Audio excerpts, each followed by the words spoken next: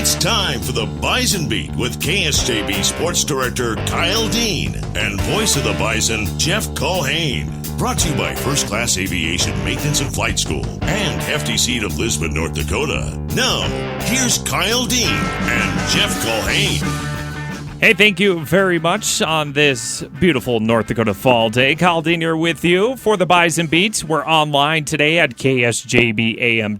And don't forget, you can download our free app for your phone or tablet. Just type in KSJB on the Google Play or the Apple App Store, and you can download it for free. And on the phone with us, like every Wednesday, it's the voice of the Bison himself, Jeff Culhane. Hey, Jeff, how you doing today?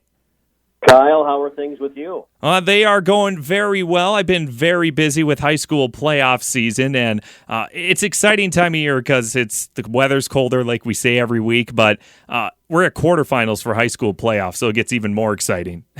Can't beat that. Playoff time is always the best time of year. There's no doubt. Yeah, no doubt about that. And, you know, the Bison, they're looking for another playoff berth, and they have a great matchup coming up here this weekend. Before we talk about the upcoming matchup versus Northern Iowa, let's recap a little bit from last week's game versus Western Illinois. They finally bounced back from their loss, but it wasn't really too pretty, I guess you could say. It was just kind of a messy game, but it was just enough for the Bison to win. Right, Jeff?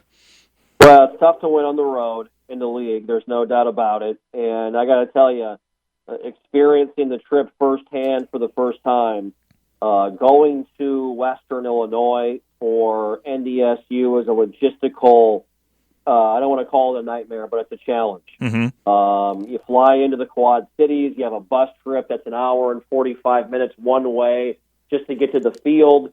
You don't change. There are no locker rooms at the football stadium.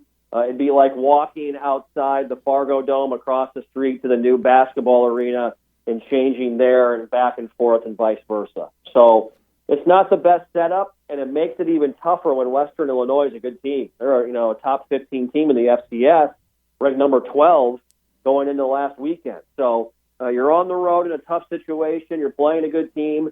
And, hey, I'll take a 21-13 win versus Western Illinois any day of the week with that logistical setup and how good the Leathernecks are. The Bison did what they had to do on offense in the first half, and they did what they needed to do on defense in the second half. A team victory, a solid team effort. It's not a perfect football team right now by any point, but the coaches know that, the players know that, and you always want to be playing your best football in November and December. And what did you see about that this last game, the Western Illinois game? I mean, the offense was, had good points, had some bad points. Defense the same way. What did you take away from it, and maybe also Coach Kleiman? Well, I think offensively they did a nice job throwing the football in the first half. They were able to move the ball through the air on the first two plays of the game and get the ball inside the score zone, inside the 10-yard line, and put the first touchdown of the game on the board. I think they also were able to move the football fairly well in the second half when they needed to extend drives late in the ball game. They were unable to do that versus South Dakota State a couple of weeks ago. So I thought that was a step in the right direction. I feel like Jeff Ilias, the Lidgerwood native, is really playing good football right now. He had a very good game at tight end for the Bison. Defensively, this group has been put in tough spot after tough spot, fourth down situations, or maybe backed up after a turnover, and they have responded, and they've held teams out of the end zone. They also blocked a couple of field goals in this game, and MJ Stump, Nate Tangway, and Matt Plank made some huge plays in the second half, as did Jalen Allison and Trey Dempsey. So this is a group right now, defensively, I feel like is playing at a high level. They're going to have to continue to play at that level going into Northern Iowa this weekend. And, we have a few more games left here for the regular season. And let's take a look at the FCS for the score breakdown last weekend. Was there any matchups that surprised you by chance, or maybe had a something in the rankings, I guess, a matchup in the rankings that was like, whoa, that happened? I was a little surprised by Montana going to Northern Arizona and getting beat like they did. They've struggled in Flagstaff in years past at the Sky Dome down there, at the walk-up Sky Dome. But I was not expecting that. It happened. NAU beat up Montana pretty good. So that was a little surprising.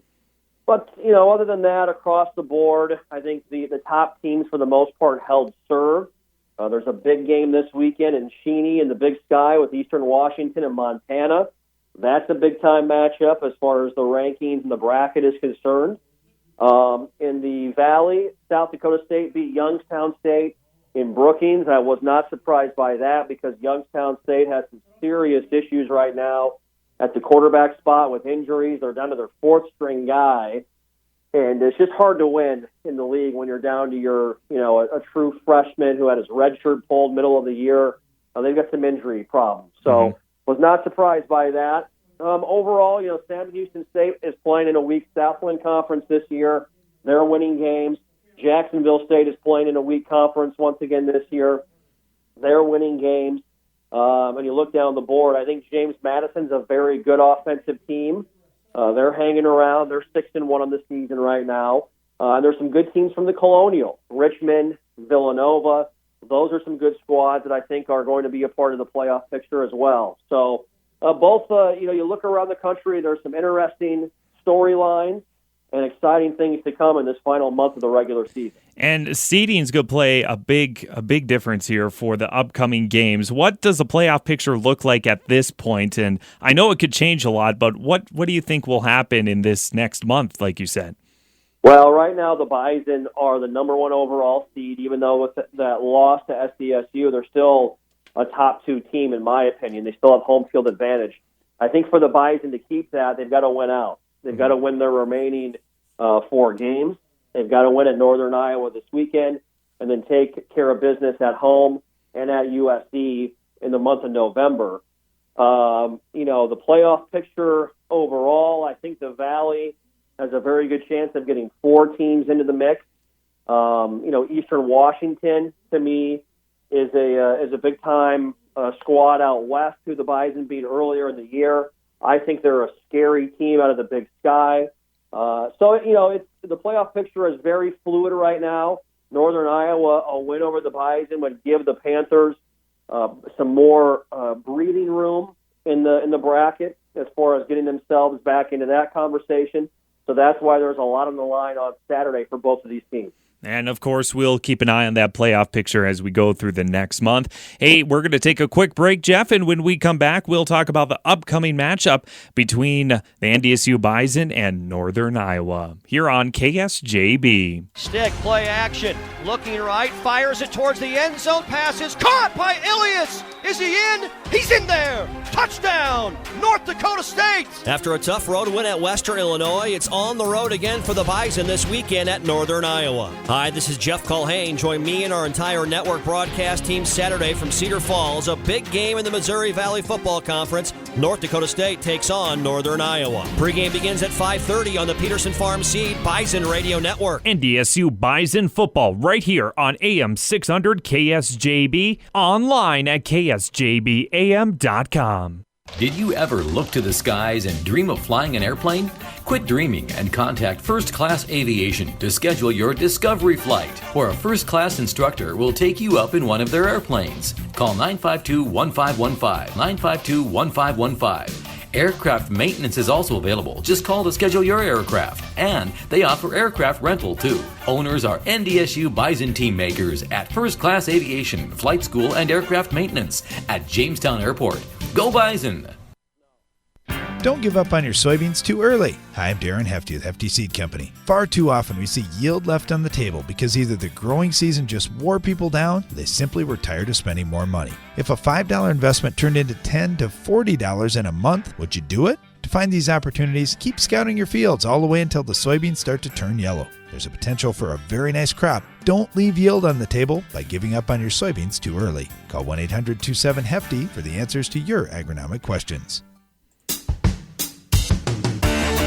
All right, we're back at the Bison Beat. By the way, thank you to our sponsors, First Class Aviation and Hefty Seed of Lisbon. Joining me over the power of telephone, the voice of the Bison himself, Jeff Culhane. Once again, Jeff, welcome back. Always good to be on the Bison Beat. First Class Aviation, they fly you around the state to your playoff games or what? That would be pretty cool if they did that, just so we could parachute out and get ready to do some high school football, right? Get that lined up. Let's fire that up for you. I will talk to my connections, all right? There you go. All right, so we have a big game coming up here for the NDSU Bison. They're on the road again, and they're taking on Northern Iowa, which the matchups in the past have been pretty close. What do you expect from Northern Iowa this week? I expect another great game. I really do. Even though the Panthers have had a little bit of a roller coaster season, they're 3-4 right now, 2-2 in the Valley. They need to string some wins together to get themselves into the playoffs, and it would not. It couldn't make their season any better than by beating NDSU and taking the Bison probably out of home field advantage. Some crazy things would have to happen to some other teams for that to continue if the Bison had 2 losses. So UNI always gets up, always gets prepared and ready to play North Dakota State. It will be the same type of a game that we always have seen. It will come down to a few plays in the end. It will be a physical, tough, hard-nosed football game that I think both fan bases will enjoy. And looking at this, they played twice last year in the regular season and also in the quarterfinals. So these two teams know each other very, very well. The 50th meeting, and honestly, like you said, anything can happen. That's why you played the game on Saturday. Yeah, no doubt. And if you look at those 2 games a year ago, Kyle, Northern Iowa could have won both games. And they were ahead of the Bison late during the regular season until Carson Wentz found Darius Shepard in the back corner of the end zone. And then last year it was the Bruce Anderson kickoff return for a touchdown out of the locker room to start the second half that turned the tide of that football game. So I think Northern Iowa feels like they've been right there. I think they feel like they're a team that can definitely play and beat the Bison. They're going to bring that same type of attitude and same type of effort into this game. It's a rivalry game. There's no doubt about it. It's a different type of rivalry game than South Dakota State. There's not a whole lot of respect for either side. It's going to be one of those games where when you knock somebody on the turf, you're not going to help them up. Oh, wow. Yeah, it's going to be exciting. And now, what kind of play style or player matchups do you expect to see for this weekend?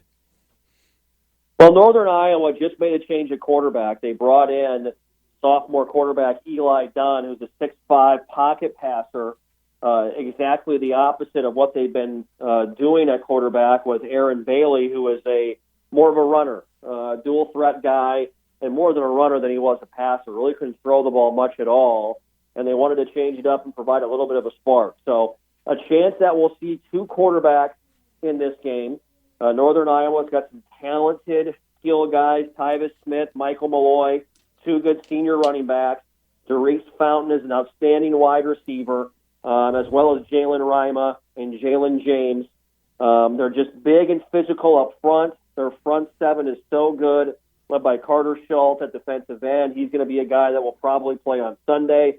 Jared Farley is a hard-nosed, angry linebacker, the son of the head coach, Mark Farley. They lost their entire secondary, yet they've returned 4 passes for touchdowns this year, which is one of the best stats in the country for them defensively. So, the matchups are always about the physicality of this game. The Bison up front, can they move that front 7? That will be a great matchup to watch because NDSU wants to control the clock and run the football. On the other side, what will Northern Iowa do on the offensive end? Will they throw the ball around and try and spread things out against the Bison? Or will they be what they have been, a traditional type of offense where you get the quarterback run game going with Aaron Bailey? That's going to be the wrinkle. How will they use those 2 quarterbacks? What type of a system will they go with offensively the majority of the time?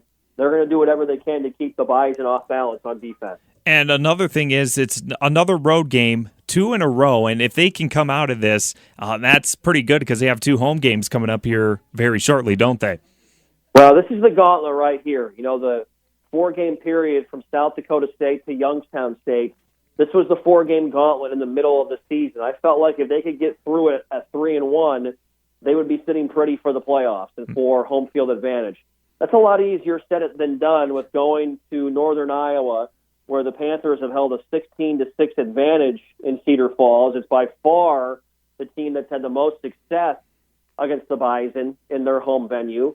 And then you look at Youngstown State next weekend. Youngstown State is a team that has gotten much better under Bo Pelini.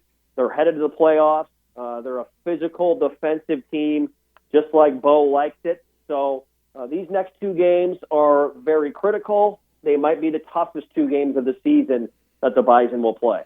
All right, so once again, that's coming up this Saturday. And, Jeff, what's the pregame and the kickoff? You bet, it's a night game again. So pregame starts at 5:30 right here on KSJB. So get your snacks ready. Get it ready to roll for a big-time night game in the Valley in Cedar Falls. All right. Hey, once again, thank you very much, Jeff. Enjoy your weekend. Have safe travels, and we'll talk to you next Wednesday. Thank you, Kyle. Always good talking to you. Yes, same to you. See you later. See ya. That's once again voice of the Bison, Jeff Culhane, for today's Bison Beats here on AM 600 KSJB, online, ksjbam.com.